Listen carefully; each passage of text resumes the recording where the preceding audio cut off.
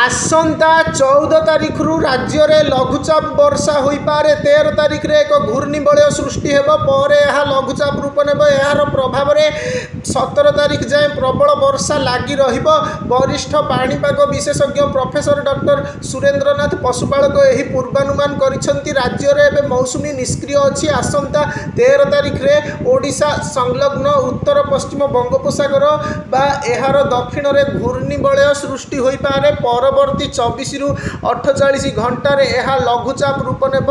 यह वर्षा कराइब केंद्रीय ओडिशा और दक्षिण उपकूल में मध्यम परिमाणर वर्षा हो पारे। पश्चिम ओडिशा रे प्रबल वर्षा हेब। दक्षिण ओडिशा रे प्रबल वर्षा आशंका अच्छी।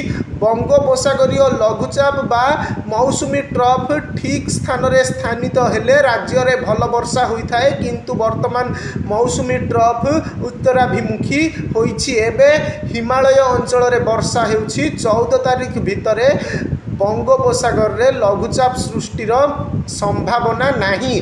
आसंता 10 दिन जाए केवल परिचलन जनित स्वल्प वर्षा हो पारे।